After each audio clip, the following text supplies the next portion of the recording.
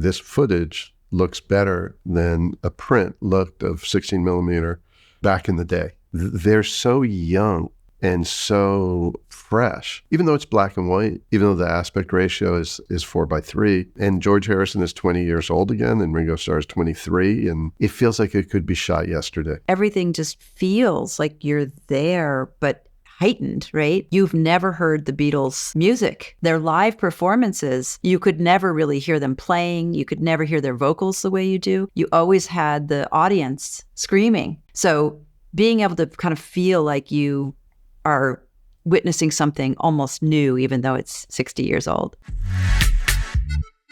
David, Margaret, how are you both doing? Fantastic. Daniel. Very nice to meet you. Very nice to meet you too. Thank you both so much for sharing your time with me this morning.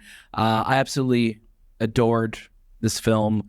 I've seen it twice leading into this just because it was just so powerful watching it the first time. And I just love to know for both of you, the technology is something that just fascinates me. And we've seen this with, Let It Be, with Get Back, and we're seeing this new technology be able to really bring back this footage that we never thought would look this way. So I would just love to know for both of you, how did the technology inspire the arts and really change the way you wanted to tell the story of Beatles 64? I started out working at 16 millimeter, and to my eye, this footage looks better than a print looked of 16 millimeter, back in the day.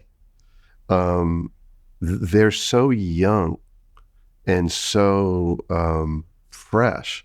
And part of that is the quality of the restoration. It looks like, even though it's black and white, even though the aspect ratio is 4:3, which is, smaller, that footage doesn't fit into a widescreen TV. It feels like it could be shot yesterday. And George Harrison is 20 years old again, and Ringo Starr is 23, and these kids running through the streets of New York are 15. David and I have worked on many documentaries from the 60s, 50s, 70s, and you have the artifact of the film stock of that time, and you want the grain, and you want the film to look like film. And I think the beauty of what Peter Jackson's restoration teams at Park Road and Wingnut, they understand that you don't want to have something look plastic. You want something to look like it existed in that time, but you've peeled off the layers of degradation of the years, right? 60 years of time have passed. And what they're able to do on the picture side and have that incredible tonal range with the rich blacks, everything just feels like you're there, but heightened, right? And then with the sound work done by Wingnut and their Mal team, you've never heard the Beatles' music. Their live performances, you could never really hear them playing. You could never hear their vocals the way you do. You always had the audience screaming, and the limitations of the technology of concerts at that time. So being able to kind of feel like you are witnessing something almost new, even though it's 60 years old. Yeah, no, it's very surreal to watch that and to see that. It's a really moving experience. And even say that performance at the Washington Coliseum, which I had seen before, and it's the Beatles' first concert in the United States. When after Wingnut and the Mal team had mixed it, it becomes something else. It is like a new performance, and a document. It's raucous rock and roll, which that's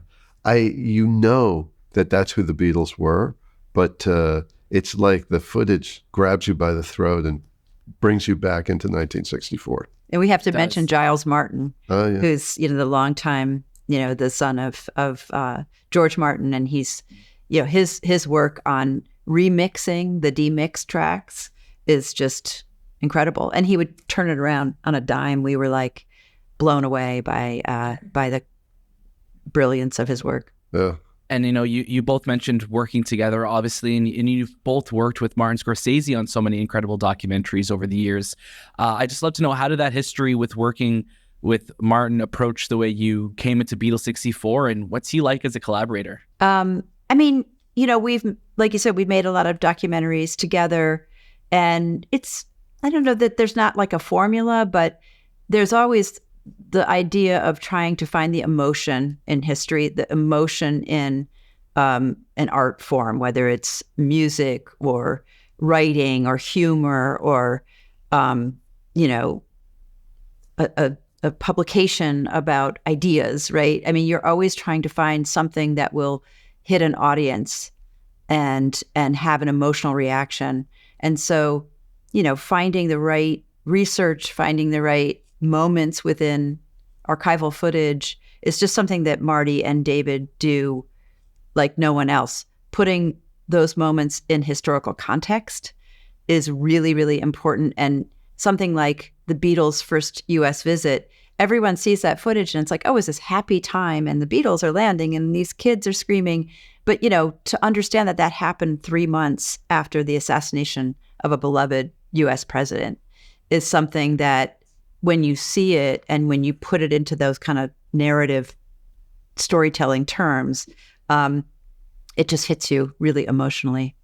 I'll add too, especially I think on the documentaries, he's having fun. Like he likes post-production, he likes editing.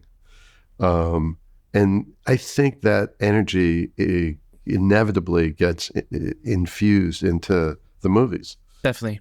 Now, just really quickly before we wrap up, I just love to know, Joe Queenan has a great, soundbite in this where he's talking about, the light turning on for him when he heard the Beatles for the first time. Do you each have that moment? Do you remember that for the first time that you've ever heard their music or that moment that really resonated with you? I have a different moment that my sister had the Blue and the Red album, and I would sneak behind her back to play them.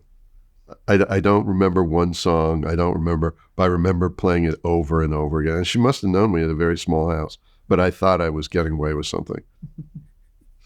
For me, it was the White Album, and it was my brother.